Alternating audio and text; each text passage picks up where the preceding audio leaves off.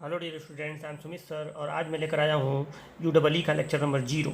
देखिए, आपको ये तो पता है कि हमारा जो डिप्लोमा का सेमेस्टर एग्ज़ाम है उसका टाइम टेबल आ गया है और एग्ज़ाम जो है जुलाई के 3rd वीक में होगा और एग्ज़ाम जो है वो एमसीक्यू टाइप का होगा। ये न्यूज़ सामने आ गया है, ठीक है। तो अब देखो, अब पहले तो ये जो लेक्चर नंबर 0 है हम लोग पूरी प्लानिंग करेंगे इस लेक्चर में कि आपको इस सब्जेक्ट को अब कैसे पढ़ना है, कैसे आगे लेके चलना है। समय कम है, तैयारी पूरी करनी है। आपको पता ही है कि मैं अभी इलेक्ट्रिकल वालों को ईडीडी सब्जेक्ट जो है वो पढ़ा रहा हूँ, ठीक है। ईडीडी सब्जेक्ट का 2 चैप्टर पूरा हो गया है, तीसरा तो खैर ऑटो कैड वाला है तो पढ़ना ही नहीं है, अब चौथा चैप्टर पढ़ाना है। लेकिन ईडीडी में क्या है ना कि ईडीडी में न्यूमेरिकल्स, अब जो चैप्टर्स आने वाले हैं उसमें न्यूमेरिकल्स होते हैं, लेकिन एमसीक्यू वाले पेपर होने की वजह से अब न्यूमेरिकल तो पूछेगा नहीं, अब तो ऑब्जेक्टिव क्वेश्चन आएगा, तो उसमें भी अब उतना समय नहीं लगेगा क्योंकि अब केवल ऑब्जेक्टिव की ही तैयारी मुझे करवानी है। लेकिन एक चीज़ और बता दूं, ऑब्जेक्टिव के लिहाज से ईडीडी से कहीं इंपॉर्टेंट यू डबल ई होता है, ठीक है। मतलब इससे ऑब्जेक्टिव क्वेश्चन बनता है, जेई के कंपटीशन में भी बनेगा और सेमेस्टर में तो खैर ऑब्जेक्टिव अब होने ही वाला है। तो पहले तो आप ये समझिए कि मतलब इस सब्जेक्ट को भी थोड़ा सा मैं चाह रहा हूँ कि खींच दूँ, ठीक है, तब मैं अब फिर ईडीडी को जो बचा है वो कराऊंगा, ठीक। कम से कम इसका भी 1-2 चैप्टर कंप्लीट हो जाए। तो देखिए, इसमें टोटल 6 चैप्टर्स हैं आपके।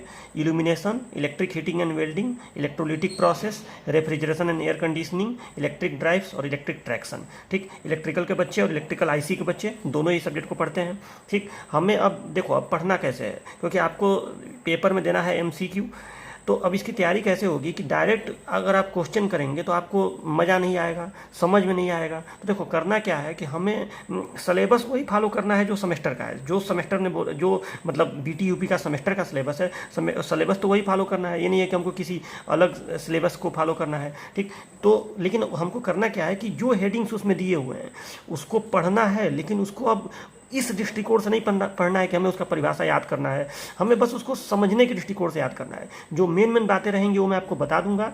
ये भी देखो, कुछ तो नोट करवाऊंगा भी, ये भी नहीं है कि आप बिल्कुल कुछ नोट नहीं करेंगे, लेकिन अब बहुत ज़्यादा ये नहीं है कि आपको एक एक चीज़ एकदम बढ़िया से लिखना है, बनाना है। बस ऊपर तरीके से कॉन्सेप्ट समझ लेना है, ठीक। और ताकि आप उसका जब क्वेश्चन आए, एमसीक्यू आए, तो आप करवा सकें। तो अब मैं करूँगा क्या कि जैसे मैं मान लो ये पहला चैप्टर नेक्स्ट लेक्चर में स्टार्ट करूँगा, तो पहले उसका जो उसका थ्योरी पार्ट है, मतलब एक लेक्चर में जितना भी कवर होगा 1 घंटे के लेक्चर में, उसका पहले थ्योरी पार्ट कवर कर दूंगा। फिर उस लेक्चर के अंत में जो उस वीडियो में पढ़ाया रहूँगा उसका एमसीक्यू करा दूंगा, ठीक है, जितना पढ़ाया रहूँगा। फिर अगले वीडियो में जो बचा रहेगा वो पढ़ाऊँगा, उसका एमसीक्यू करा दूंगा। चैप्टर जब पूरा हो जाएगा तो आपको एक पेपर बना के, मैं जो अजय क्लासेज ऐप है उसमें आप जान ही रहे हैं कि ऑनलाइन टेस्ट देने का सुविधा भी है, जैसे पिछली बार मैं दिया था, तो उस तरह से मैं आपको एक टेस्ट पेपर भी दे दूंगा जिससे आपका प्रैक्टिस भी हो जाएगा। तो इस तरह से हमें अब करना है, कम समय में करना है। देखो, ये 6 चैप्टर हैं, 12 से 15 लेक्चर में ये मैं ख़त्म कर दूंगा, ठीक है। अब इसमें बहुत ज़्यादा ये नहीं कि बहुत ज़्यादा खींचना है, एमसीक्यू के लिहाज से पढ़ना है, तो 12 से 15 लेक्चर में मैं इसको ख़त्म करूंगा। लगभग 1-1 घंटे के लेक्चर होंगे,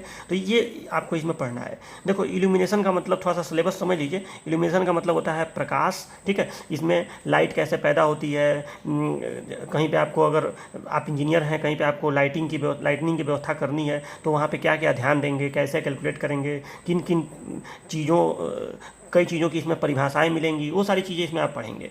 इलेक्ट्रिक हीटिंग एंड वेल्डिंग में आप पढ़ेंगे कि इलेक्ट्रिक करंट के द्वारा, इलेक्ट्रिसिटी के द्वारा कैसे हीट पैदा किया जाता है, उसकी विधियाँ क्या क्या होती हैं, वेल्डिंग की विधियाँ क्या क्या होती हैं, ये सब आप इसमें पढ़ेंगे।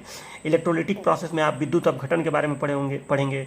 आप इलेक्ट्रोप्लेटिंग का नाम सुने होंगे, इलेक्ट्रोप्लेटिंग, ठीक है। तो ये सब चीज़ें कैसे की जाती हैं इसमें, ये आप पढ़ेंगे। रेफ्रिजरेशन एंड एयर कंडीशनिंग में आप फ्रिज और एसी के बारे में पढ़ेंगे, वाटर कूलर के बारे में पढ़ेंगे, पानी कैसे ठंडा हो जाता है फ्रिज में रखने पर, एसी ठंडा हवा कैसे देता है, पूरा उसका चक्र समझेंगे, सब कुछ इसमें पढ़ेंगे, ठीक है। इलेक्ट्रिक ड्राइव में आप मोटर को कंट्रोल करने की विधि को पढ़ेंगे। जैसे कोई लोड है, लोड को तो अलग अलग रिक्वायरमेंट होती है, कभी लोड को कभी धीमा चलना है, कभी तेज चलना है। कोई मैकेनिकल लोड है तो उसकी तो अलग अलग रिक्वायरमेंट होती है, तो उस रिक्वायरमेंट को पूरा करने के लिए मोटर को आप कैसे कंट्रोल करेंगे, ये आप इलेक्ट्रिक ड्राइव में पढ़ेंगे। और इलेक्ट्रिक ट्रैक्शन में आप ट्रेन के बारे में पढ़ेंगे कि ट्रेन के अंदर का जो ट्रेन का इंजन यानी जो लोकोमोटिव होता है वो कैसे काम करता है, उसमें कैसे अंदर का ब्लॉक डायग्राम होता है, ठीक है। ट्रेन का ब्रेक कैसे लगाया जाता है, ये सब आप इसमें पढ़ेंगे, जिसको इलेक्ट्रिक ब्रेकिंग कहते हैं। तो इंपॉर्टेंट सब्जेक्ट है, जेई के लिहाज से भी इंपॉर्टेंट है। तो अच्छी बात है कि अभी से आपका एक तरह से जेई का ही प्रैक्टिस होगा। लेकिन देखो, जेई में क्वेश्चन हाई लेवल के आते हैं, यहाँ क्वेश्चन उतने हाई लेवल के नहीं आएंगे। तो इसके लिए करना क्या पड़ेगा ना कि आपको वन लाइनर टाइप के जो सिंपल क्वेश्चन होते हैं, वन लाइनर मतलब जिसका देखते ही आंसर आ जाता है, क्योंकि 1.5 घंटे का पेपर होगा तो बहुत ज़्यादा इसमें डेप्थ वाले क्वेश्चन या न्यूमेरिकल टाइप क्वेश्चन तो बहुत कम आने वाले हैं। ठीक है, आपको वन लाइनर क्वेश्चनों पर प्रैक्टिस करना है कि आप देखें और उसका आंसर आपको पता रहे, एकदम अनभिज्ञ न रहें कि कौन सी चीज़ क्या होती है। ये समझ में आया। एक चीज़ और जान लो, जो MCQ पूछे जाते हैं ना, एक बात याद रखिएगा कि कोई भी MCQ मतलब जनरली जो BT UP पेपर बनाएगा, इतना नहीं है कि वो क्वेश्चन का आविष्कार करेगा, ये नहीं है कि कोई नया क्वेश्चन बना देगा, क्योंकि जो MCQ वाले क्वेश्चन होते हैं ना उसको वो क्वेश्चन बनाना भी एक टेक्निक होता है कि क्या क्वेश्चन रहे, उसके 4 ऑप्शन किस तरह से दिए जाएं ताकि बच्चे कंफ्यूज हों। तो ये सब क्वेश्चन इतना नहीं होता है कि कोई बैठ के आविष्कार करेगा, नए नए क्वेश्चन बनाएगा। होता क्या है कि जो क्वेश्चन पहले से पूछे जा चुके हैं, किसी बुक में हैं, उन्हीं में से छांट के आपको ये दिया जाएगा। तो मैं जानता हूँ कि किस टाइप के क्वेश्चन पूछे जाएंगे, मुझे आइडिया है इन चीज़ों का। ठीक है, तो मैं आपको चैप्टर पहले पढ़ाऊंगा, क्योंकि देखो बिना पढ़ाए अगर मैं क्वेश्चन कराऊं तो तब तो हो ही नहीं पाएगा। तो पहले शॉर्टकट में आपको चैप्टर पढ़ाएंगे, इंपॉर्टेंट चीज़ें जिस पे क्वेश्चन बनेगा। सिलेबस का तो पूरा कवर करेंगे, ठीक है, ये नहीं है कि आपको कुछ छोड़ के जो भी हेडिंग सिलेबस में है उसको बताएंगे, समझाएंगे, उसमें से कुछ नोट भी आपको कर देंगे, PDF भी दे देंगे अगर आप नहीं नोट कर पाएंगे तो। ठीक है, और तब उसका तुरंत उसी लेक्चर में लास्ट में आपको उसका MCQ करा देंगे। आप लेक्चर 1 देखिएगा, इसमें ऐसे ही आपको मिलेगा, ऐसे ही आपको आने वाले लेक्चर्स मिलेंगे। लेक्चर 0 और लेक्चर 1 ये आपका फ्री रहेगा, बाद में आपका हम इसको पेड कोर्स में लॉन्च करेंगे। ठीक है, अब मेरा उद्देश्य यही है कि इस सब्जेक्ट को अच्छा खासा पहले खींच देंगे और उसके बाद जब सिलेबस थोड़ा सा इसका कंप्लीट हो जाएगा, ठीक है, तब फिर EDDE के जो बचे हुए चैप्टर्स हैं वो कंप्लीट करेंगे। और अभी देवरिया वालों का MPDS भी कराना है। ठीक है, देखते हैं, तब तक हो सकता है ऑफलाइन भी खुल जाए तो MPDS ऑफलाइन में कर देंगे। ठीक है, अभी कोशिश करते हैं, पहले तो देखो एक सब्जेक्ट को पहले कंप्लीट कराने दो। ठीक है, कम से कम इसका 50% तो हो ही जाने दो। ठीक है, और उसके बाद फिर EDDE कंप्लीट कराएंगे, साथ में MPDS भी कराएंगे। ठीक है, तो अभी आप लोग लेक्चर 0 अभी मैं रिलीज कर रहा हूँ, लेक्चर 1 भी तुरंत दे दूंगा। ठीक है, तो इसको पढ़िए पहले, आप देखिए आपको कैसा लग रहा है। घबराने की जरूरत नहीं है, देखो हो सारा जाएगा, बिल्कुल टेंशन लेने की जरूरत नहीं है। बच्चे टेंशन में आ गए हैं कि MCQ होगा तो कैसे दे पाएंगे, कोई टेंशन की जरूरत नहीं है, सब हो जाएगा। बस आप लोग, मैं पूरा मेहनत करूंगा, आप लोग पूरा मेहनत करिए, घबराने की जरूरत नहीं है, सारा काम हो जाएगा। तो चलिए मिलते हैं लेक्चर 1 में, तब तक अपना ख्याल रखिए, बाय बाय, टेक केयर।